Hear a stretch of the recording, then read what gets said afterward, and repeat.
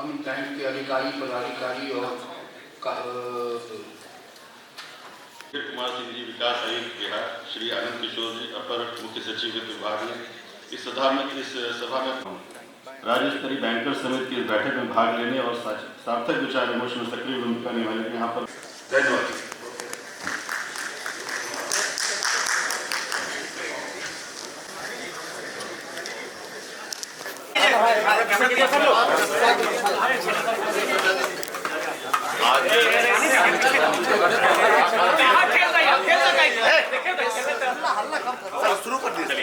आज राज्य स्तरीय बैंकर समिति की बैठक हुई। इस बैठक की अध्यक्षता फाइनेंस मिनिस्टर वित्त मंत्री श्री विजेंद्र प्रसाद यादव जी ने किया। उद्योग विभाग, कृषि विभाग, पशु एवं मत्स्य पालन विभाग के माननीय मंत्री हम लोग इसमें उपस्थित रहे। सभी बैंक के जनरल मैनेजर और सीजीएम की उपस्थिति रही और साथ में finance secretary and development secretary की भी उपस्थिति रही। बैंक के द्वारा बिहार के विभिन्न योजनाओं में जो उनकी सहभागिता है उस पर चर्चा हुई। विशेष करके किसान क्रेडिट कार्ड और प्रधानमंत्री सूक्ष्म खाद्य प्रसंस्करण उद्यम उन्नयन योजना और पशु एवं मत्स्य पालन विभाग में किसान क्रेडिट कार्ड में प्रधानमंत्री रोजगार सृजन कार्यक्रम में और इस पर जो है विस्तृत चर्चा हुई। बैंक का जो अपेक्षित सहयोग मिलना चाहिए, डाटा के अनुसार बिहार में बैंक का सहयोग प्राप्त जितना होना चाहिए, जितना उम्मीद है बिहार को विकसित बिहार करने के लिए, उसमें काफी कमी पाई गई। उनका असंतोषजनक जो है परफॉर्मेंस दिखाई पड़ा और आज हम लोगों ने सुझाव दिया है कि इस वित्तीय वर्ष में 2 महीना बचा है और विभिन्न तरह के जो केंद्र की योजना है, बिहार की योजना है, प्रधानमंत्री विश्वकर्मा योजना, किसान क्रेडिट कार्ड, ये सब जो महत्वपूर्ण योजनाएं हैं जिसमें जो बैंक को लोन और फैसिलिटी देना चाहिए लाभुक को, उसमें परफॉर्मेंस में बहुत ही कमी देखी गई है। बैंक को ये अनुरोध किया गया है, निर्देश दिया गया है कि विकसित बिहार के और प्रधानमंत्री जी और बिहार सरकार के लोकप्रिय मुख्यमंत्री श्री नीतीश कुमार जी ने जो बिहार को आगे बढ़ाने का सपना देखा है, आप अपेक्षित सहयोग दें। और उन लोगों ने भरोसा दिया है बैंक ने कि जो हमारे परफॉर्मेंस बहुत खराब हैं, उस परफॉर्मेंस को हम ज़्यादा से ज़्यादा आने वाले 2 महीने में इस वित्तीय वर्ष में पूरा करने का काम करेंगे। सर इतना 20% काम हुआ है, तो क्या आपको लगता है कि 2 महीने में 70% हो पाएगा? बहुत ही बैंक का परफॉर्मेंस बहुत ही असंतोषजनक है और इसके लिए सभी बैंक से अनुरोध किया गया है कि आप बिहार के साथ जो है न्याय करें और यहाँ के जो योजनाएं हैं, लाभुक हैं, उनको आप लोन देने का और वित्तीय संपोषित करने का काम करें। तो 70% काम हो पाएंगे सर 2 महीने में? बैंक ने भरोसा दिया है कि सभी में 70% नहीं है, कुछ चीज है ऐसा जिसमें कि कम हुआ है, इसीलिए जो है बैंक ने भरोसा दिया है कि हम 2 महीने में सुधार करेंगे। धन्यवाद।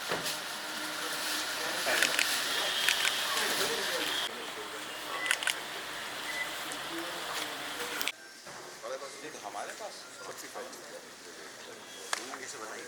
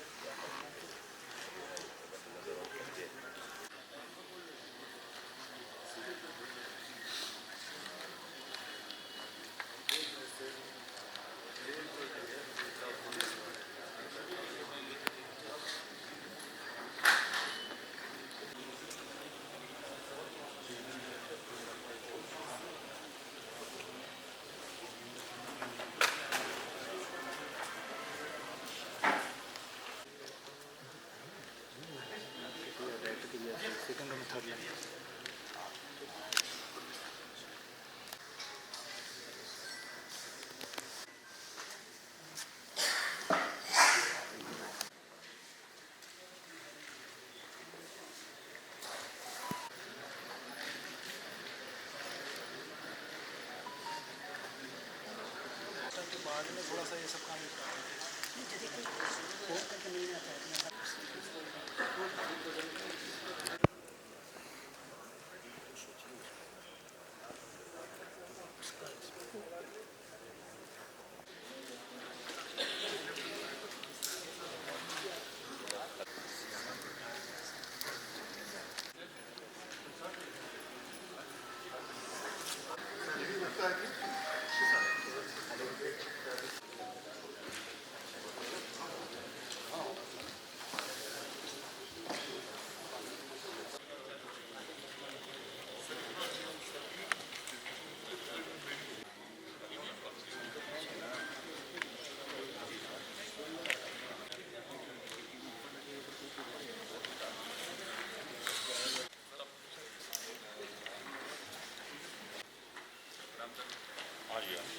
डेवलपमेंट कमिश्नर सर का आगमन हो चुका है। आरबीआई आदि जितने भी सम्मानित अतिथि हैं सभी लोगों का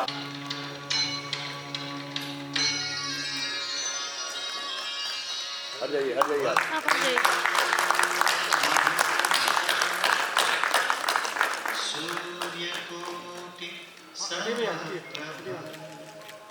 निर्विघ्नं कुरु मे देव सर्वकार्येषु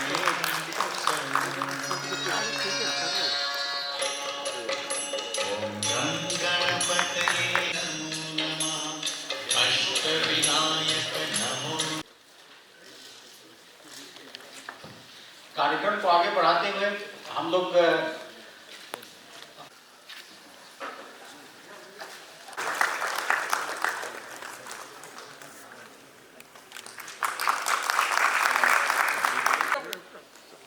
आप फट जाइए, आप जाइए। अरे आप फट तो 2 में से एक ही आदमी रहेगा।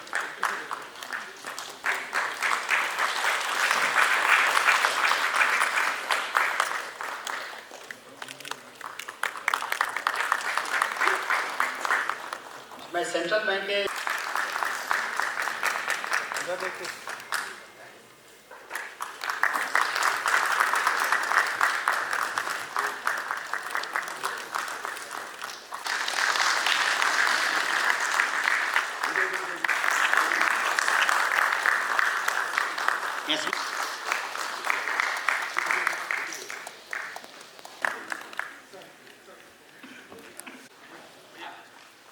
दुबे सर से मैं अनुरोध करूंगा कि वो मुख्य महाप्रबंधक भारतीय स्टेट बैंक से अनुराग जोशी सर का स्वागत करें। मुकुल साहब इस महत्वपूर्ण बैठक में मैं श्री आनंद किशोर जी अपर मुख्य सचिव वित्त विभाग, श्री सुधीर श्याम जी आर्थिक सलाहकार वित्तीय विभिन्न विभागों के अपर मुख्य सचिवों, प्रधान सचिव, सचिवों एवं अन्य वरिष्ठ अधिकारियों, पुलिस विभाग के अधिकारियों, मैं इस बैठक में ऑनलाइन मोड में सहभागिता कर रहे जिलों को निर्धारित किया गया है, जिसमें आरबीआई, नाबार्ड, वित्त विभाग, बिहार सरकार के साथ साथ प्रमुख बैंकों के प्रतिनिधि हासिल किया है। पिछले वर्ष के समान तिमाही में यह उपलब्धि 37% वित्तीय वर्ष में एसीपी संवितरण के लक्ष्य को 25% प्राप्त टेंटेटिव में और प्रयास की जरूरत है। सरकार की प्रमुख योजना बैंकों, खासकर निजी क्षेत्रों के बैंकों को पूरे संवेदनशीलता के साथ इन योजनाओं के अंतर्गत ज्यादा से ज्यादा वित्त पोषण करने की आवश्यकता है। इन योजनाओं की प्रगति में विशेषकर वित्तीय सेवाएं विभाग भारत सरकार द्वारा अनक्लेम्ड एसेट्स के निष्पादन हेतु किया गया। सभी बैंकों को इस मोमेंटम को बरकरार रखना होगा एवं बचे हुए गैर निष्पादित अनक्लेम्ड एसेट्स का निष्पादन जून 26 तक ऐसे खातों में री-केवाईसी पूरा करने का लक्ष्य के साथ प्रयास करना चाहिए। मैं अब कुछ क्षेत्रों पर जोर देता 100% एसीपी लक्ष्य की प्राप्ति और इसे सभी बैंकों द्वारा सभी उपलब्ध संसाधनों की सहायता से उचित योजना, वहीं दूसरी ओर बैंकों को डेयरी, मत्स्य पालन, पशुपालन, बागवानी, ग्रामीण बुनियादी ढांचा परियोजनाओं आदि क्षेत्रों में वित्त पोषण के नए अवसरों को विशेष रूप से निजी क्षेत्र के बैंकों को और अधिक पूर्वी भारत का नया टेक हब के रूप में विकसित करने के उद्देश्य से defence corridor, semiconductor manufacturing park हेतु कार्य योजना के निर्माण का निर्णय लिया गया है। साथ ही राज्य में नई चीनी मिलों की स्थापना से निश्चित तौर पर राज्य में निवेश के लिए सकारात्मक माहौल बनेगा और राज्य में लोन एब्जॉर्प्शन कैपेसिटी भी बढ़ेगी, जिससे बैंकों को सीधे फायदा। हालांकि कि ये फिनेंशियल एसेट के सेटलमेंट का जो ये सतत प्रक्रिया है, और इस संदर्भ में डीएफएस का एक वीडियो है सर 7-8 मिनट का, वो हम लोग डिस्प्ले करना चाहेंगे। यही बचत आपके पास वापस नहीं पहुंच पाती। अगर कोई बैंक खाता 10 साल तक निष्क्रिय, अगर 7 साल तक डिविडेंड का दावा नहीं किया जाता, पीएफ में स्थानांतरित हो जाते हैं। बीमा की मैच्योरिटी राशि, म्यूचुअल फंड से लंबित भुगतान और पेंशन का अंशदान भी इसी तरह दावे की प्रतीक्षा में रहते हैं। इन्हें ही कहा जाता है अनक्लेम्ड एसेट्स। आइए जानते हैं इन डीईए फंड में स्थानांतरित हो जाती है। लेकिन चिंता की कोई बात नहीं, ये राशि आपके ही नाम से सुरक्षित रहती है। वापसी की प्रक्रिया सरल है। अपना खाता खोजने के लिए भारतीय रिजर्व बैंक के उद्गम पोर्टल पर जाएं और विवरण जांचें। अगर आपका खाता वहां नहीं दिखता तो चिंता न करें, अपने मंत्रालय के अंतर्गत इन्वेस्टर पीएफ में स्थानांतरित हो जाते हैं, लेकिन ये भी सुरक्षित रहते हैं। और या पैन से खोजें। अगर पहचान पत्र और रद्द किया हुआ चेक संग बीमा राशि 10 साल तक अनक्लेम्ड रहने से भी इसे 25 साल तक वापस पाया जा सकता है। हमेशा ध्यान रखें, नामांकित व्यक्ति को सूचित करें। अनक्लेम्ड म्यूचुअल फंड्स की प्रक्रिया अक्सर ऐसा होता है के लिए अपनी म्यूचुअल फंड कंपनी की वेबसाइट या registrar and transfer agent RTA की वेबसाइट पर जाएं और अनक्लेम्ड म्यूचुअल फंड खोजें या सेबी द्वारा स्थापित मित्र पोर्टल जो एमएफ सेंट्रल में आपकी राशि और उस पर हुए लाभ सीधे आपके बैंक खाते में जमा हो जाएंगे। भविष्य में ध्यान रखें, कभी-कभी एनपीएस या एनपीएस लाइट में जमा किया गया अंशदान आपके पीआरएएन खाते में दर्ज नहीं हो पाता, या पीआरएएन जेनरेट दावे की जांच करता है और आवश्यकता पड़ने पर संबंधित point of presence service provider यानी मुआवजा सीधे आपके बैंक खाते में लौटा दिया जाता है। यानी पेंशन की हर बचत भी सुरक्षित है, सोच भी है और नए भारत का संकल्प भी। इसी उद्देश्य से भारत सरकार ने ये विशेष जांचें, दावा करें और अपने परिवार का भविष्य सुरक्षित बनाए।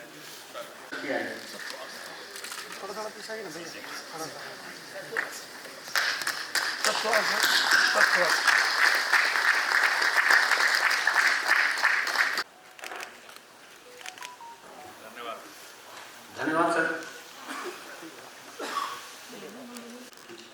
सब वो हम अपने दो शब्दों से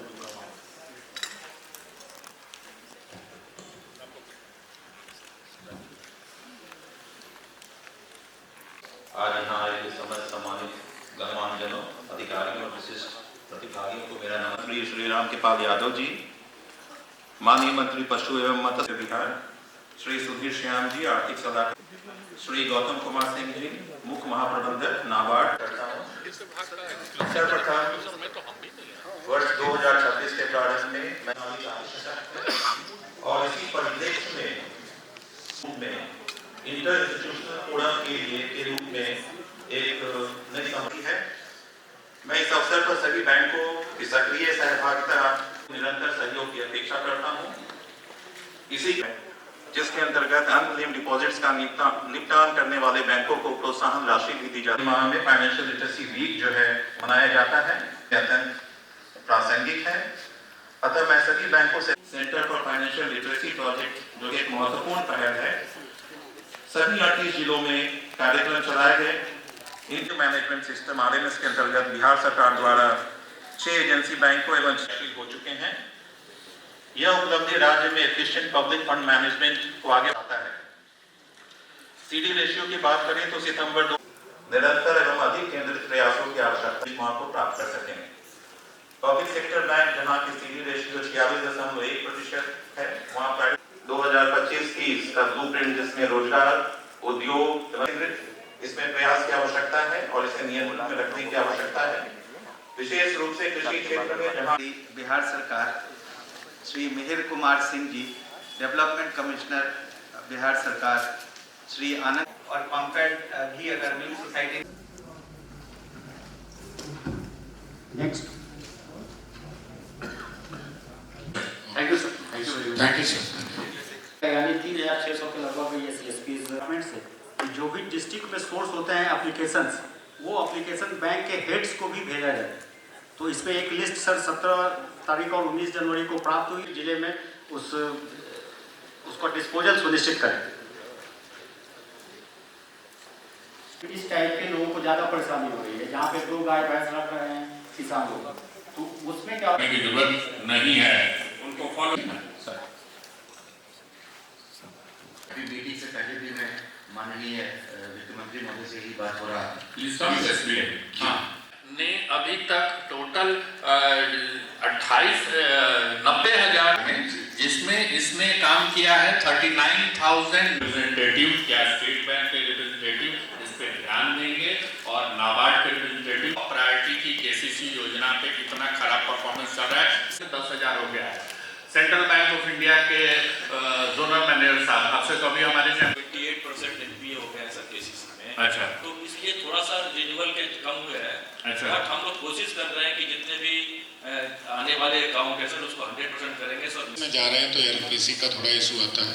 हाँ, और तो कोई नहीं है सर। तो सर कोई बात नहीं है तो sir Bihar please have a look at this screen right.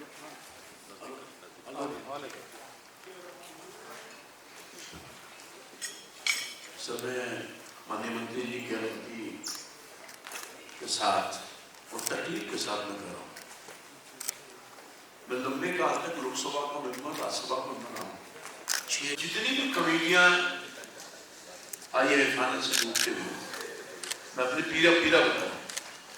Background में जाने के लिए यही पीड़ा में बता रहा हूँ। जाने कितने सालों से मैं देख रहा हूँ, दिल्ली में, मुंबई में, पता नहीं क्या हमारे किसानों को, हमारे लोगों को, लोगों को तो बताएंगे कि कब तक भेदभाव चलेगा। का निर्भर करते हैं किसानी पर। तो हमारे साथ भेदभाव मत करिए। बिहार के लोगों के साथ आप भेदभाव कर रहे हैं, तो पीड़ा को, दर्द को समझिए भाई। आप प्राइवेटली चीजों से इरिगेटेड हैं। आज आपकी खाद की व्यवस्था में कोई भी हल्की फुल्की कभी कोई आवाज प्रेस में आ जाए, कोई भी प्रॉपर्टी के द्वारा मखाना के लिए कार्रवाई की जा रही है। मखाना के लिए by the way there is a big opportunity. जैसा चुका है बिहार के लिए 102 करोड़ का लक्ष्य था। आज की डेट में अगर मैं बात करता हूं सर तो 127.30 करोड़, यानी 127 करोड़ 30 बता सर 23-24 की अगर आप बात करें जी, पिछले तीसरे साल में अगर हम आए तो कभी भी डेटा आज के दिन में 6,000 की बैठक में उपस्थित हमारे माननीय मंत्री फाइनेंस आदरणीय श्री विजेंद्र यादव जी, श्री राम कृपाल यादव जी, सुरेंद्र मेहता जी, सभी ऑफिसर्स और बैंक के सभी ऑफिसर। अभी उद्योग विभाग बिहार के लिए बहुत ही महत्वपूर्ण रोल इसका है। हम चाहते हैं कि बिहार में निवेश हो, और बिहार में जो है जब निवेशक आएंगे तो वाजिब है कि निवेशक का पैसा किसी बैंक में ही रहेगा। इंडस्ट्री जब खुलेगा तो बैंकिंग का भी जो है बिजनेस बढ़ेगा। तो निवेशक को लाने के लिए हमारे पास जो फैसिलिटी हम देने जा रहे हैं, पूरे देश में सबसे अच्छा पॉलिसी हमारा उद्योग पॉलिसी का आया है। लेकिन बैंक से हमारी कुछ उम्मीद है, और बिहार में जो PMFME योजना का क्रियान्वयन जो कि अत्यंत उपयोगी है, इसके प्रभावी क्रियान्वयन से राज्य में आर्थिक गतिविधि में भी विकास के साथ साथ प्रत्यक्ष एवं अप्रत्यक्ष रोजगार के अवसर उपलब्ध होते हैं। इस योजना के तहत ऋण आवेदन स्वीकृति के मामले में एक और तो हम अन्य राज्यों की तुलना में अच्छा परिणाम देते हैं, परंतु ऋण राशि के वितरण में बैंक का अपेक्षित सहयोग नहीं प्राप्त होने के कारण आशानुरूप उपलब्धि हासिल करने में सफल नहीं हो रही है बिहार गवर्नमेंट। 2020-21 से अब तक कुल 29,086 लाभार्थी को PMFME योजना के तहत ऋण स्वीकृत किए गए, और ऋण वितरण के तहत 35,000 लक्ष्य के विरुद्ध 29,000 यानी 83% आवेदन की स्वीकृति हुई। लेकिन अभी तक मात्र 57% लोगों को ही ऋण की राशि बैंक के द्वारा डिसबर्समेंट किया गया है और जिससे मात्र 19,885 लाभार्थी लाभान्वित हुए हैं। यह बहुत ही चिंताजनक है। बैंकों को इस दिशा में सोचने की जरूरत है। आंकड़ों के विश्लेषण से ज्ञात होता है कि निजी बैंक का रुचि बहुत ही कम है। निजी बैंकों के साथ साथ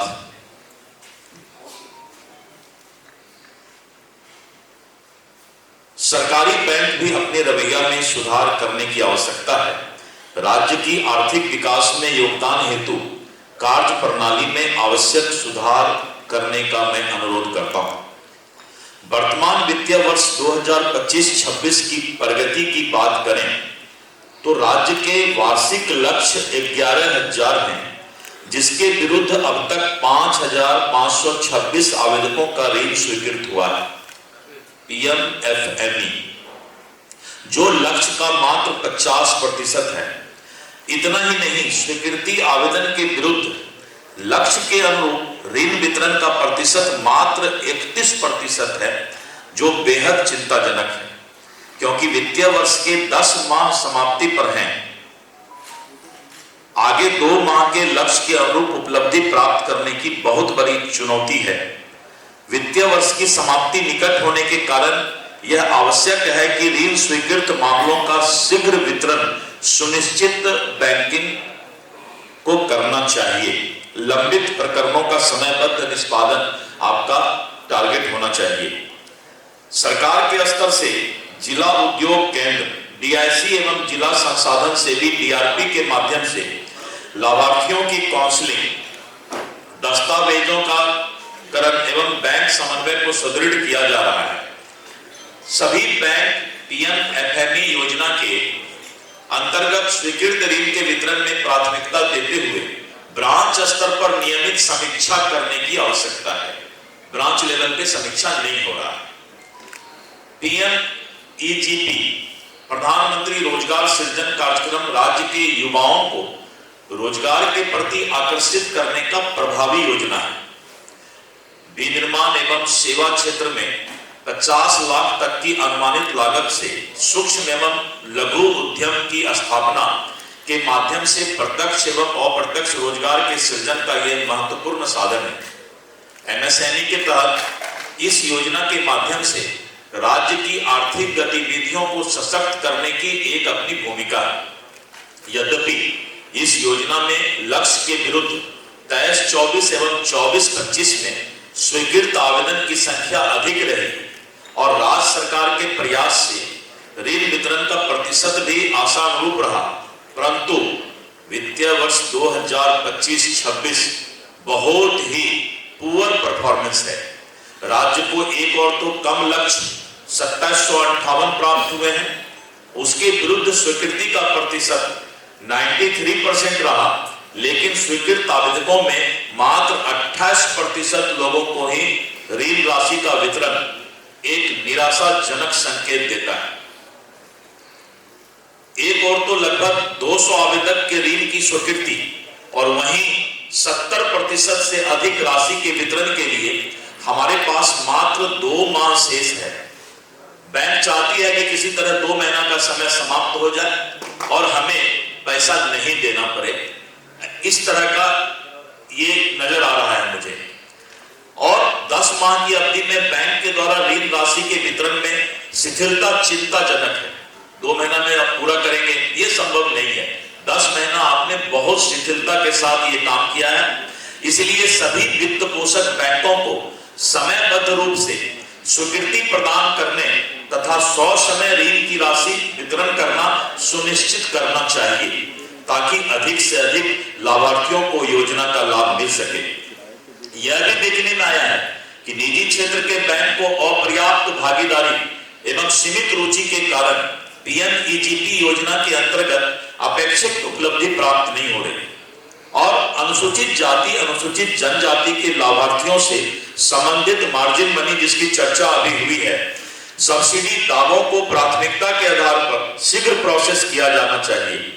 साथ ही अनुसूचित जाति एवं अनुसूचित जनजाति के आवेदकों के मामले में यदि कोई त्रुटि पाई जाती है तो उसका त्वरित रूप से सुधार किया जाए, जिससे मार्जिन मनी सब्सिडी का शीघ्र भुगतान सुनिश्चित हो सके। प्रधानमंत्री विश्वकर्मा योजना, प्रधानमंत्री विश्वकर्मा योजना क्रम में यह अनुभव किया गया है, ये प्रधानमंत्री जी का बहुत ही ड्रीम स्कीम है ये प्रधानमंत्री विश्वकर्मा योजना। कई मामले में यदि आवेदक एक बार फोन कॉल पर उत्तर नहीं दे पाते हैं तो बिना समुचित फॉलोअप किए उनके ऋण आवेदन को निरस्त कर दिया जाता है। अब बताइए, आप एक बार फोन कॉल करते हैं और अगर वो सही तरीके से जवाब नहीं दे पाते हैं तो क्या आपका काम उसको कोच, कोऑर्डिनेट एंड सपोर्ट करने का नहीं है? क्या आपने मैनेजमेंट पॉलिसी पढ़ा नहीं है? कम से कम कोच, कोऑर्डिनेट, सपोर्ट तो होना चाहिए। एक गांव का गरीब और शिक्षित आदमी और वो आगे बढ़ना चाहता है, समाज के मुख्य धारा से जुड़ना चाहता है, आप एक फोन कॉल करते हैं और फोन कॉल पर वो जवाब नहीं दे पाता है अच्छे तरीके से, तो आप उसके आवेदन को निरस्त कर देते हैं। इससे कई पात्र लाभार्थी योजना के लाभ से वंचित हो रहे हैं, जो अत्यंत चिंताजनक है। केंद्रीय कॉल सेंटर जो आपका है के माध्यम से प्राप्त अनेक शिकायतों से यह संकेत मिलता है कि भारतीय स्टेट बैंक की कुछ शाखा, मैं स्पेशली भारतीय स्टेट बैंक के लिए भी बोल रहा हूं, के द्वारा ऋण स्वीकृति से पूर्व औजारों एवं मशीनरी से संबंधित कोटेशन प्रस्तुत करने पर जोर दिया जाता है। वैसे बैंक को चिन्हित करने की आवश्यकता है, स्टेट बैंक के जो सीनियर ऑफिसर यहां बैठे हुए हैं, जबकि प्रधानमंत्री विश्वकर्मा योजना में दिशा निर्देश के अनुसार ऋण के प्रारंभिक चरण में सामान्यतः कोटेशन की आवश्यकता नहीं होती। इस प्रकार की मांगे लाभार्थियों के लिए अनावश्यक प्रक्रियात्मक बाधाएं उत्पन्न कर रही है।